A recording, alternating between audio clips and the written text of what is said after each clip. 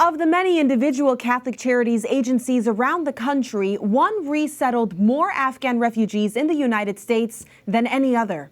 We're joined by the Executive Director of that group, Patrick Raglow, from the Archdiocese of Oklahoma City.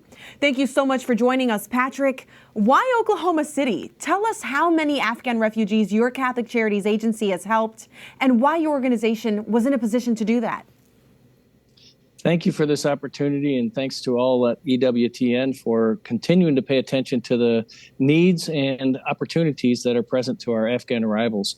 Catholic Charities of the Archdiocese of Oklahoma City is a relatively small agency in the middle of the country. I don't know that we brought in more Afghan arrivals than any other resettlement partner in the country, but we certainly did more for any in the U.S. Conference of Catholic Bishops, so the largest number through the Catholic Charities Network.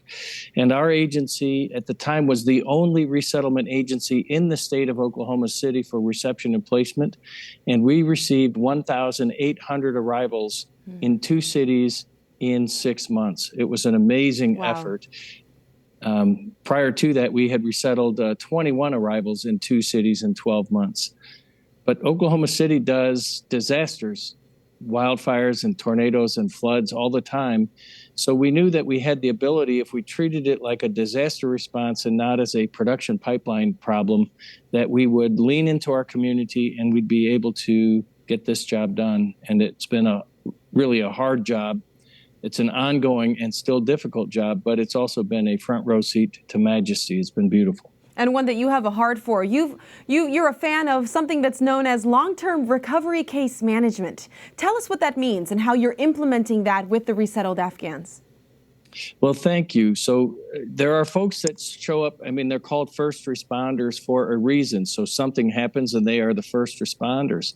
But oftentimes after the initial attention goes away and the initial food and shelter are taken care of, they've still got to go through a long journey of recovery to respond after a disaster. And so in the 2013 series of tornadoes that affected 8,000 households, your Catholic Charities of the Archdiocese of Oklahoma City was working with those survivors for 5.5 years. And so not everyone took 5.5 years, but the most difficult cases took that much time to process. And so it'll be the same for many of these arrivals. The formal processes of reception and placement, 90 days for the first phase, up to 5 years for the second phase, but not everyone will use all those 5 years. But it's important to be with them for that journey so that they can actually launch and thrive and then contribute to our economy, to our community, to our livelihood, and to us generally. Now, many Afghans are doing well through that first response with jobs, apartments, cars, and children enrolled in school. What do you see as the biggest challenges they still face moving forward?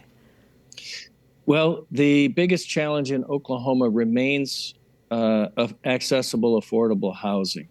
You know, especially when you have large family sizes, 11, 12, 14, 16 people in the family, usually one breadwinner. And initially they're making $15 an hour or so.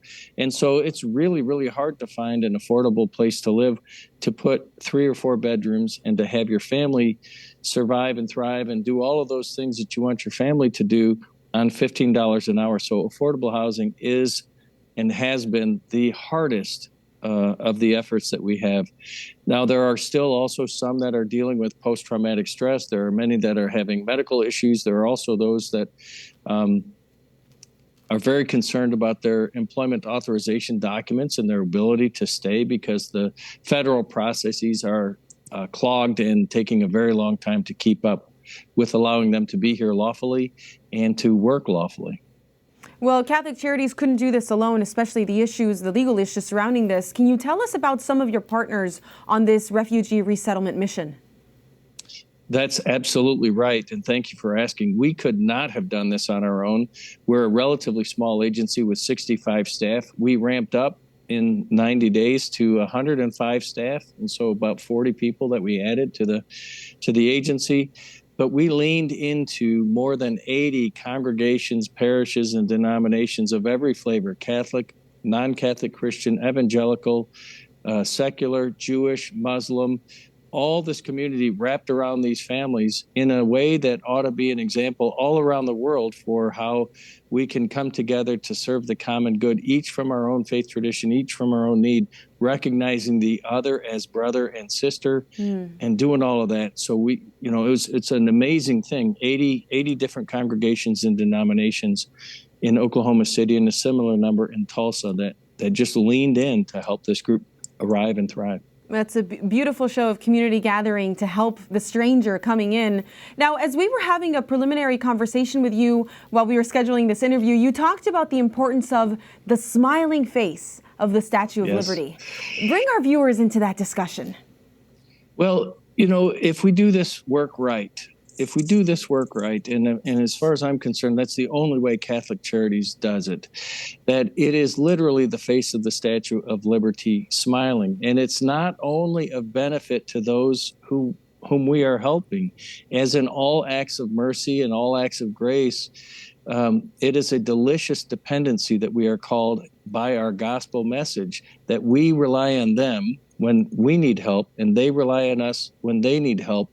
And when we are helping them, we benefit. And when they help us, they benefit. And so when we bring this beautiful mission together with refugee resettlement, it is literally the face of the Statue of Liberty smiling, because we are able to help these folks. We get them to see and learn and know Oklahoma, the land of second, third, and last chances. It's a beautiful place, and they're thriving and they're growing, and it's still hard and it's beautiful, but we have also gained, and they're going to contribute to our economy, to our culture, to our schools, to our community for decades. And so when we do these things, when we act out the corporal works of mercy with the gospel mission, everybody benefits, and it's a virtuous, positive cycle, and it's beautiful to watch. It's certainly heroic work. Yes, exactly. It is hard. Well, thank you so much for the work that you do and for your service to our country. Thank you.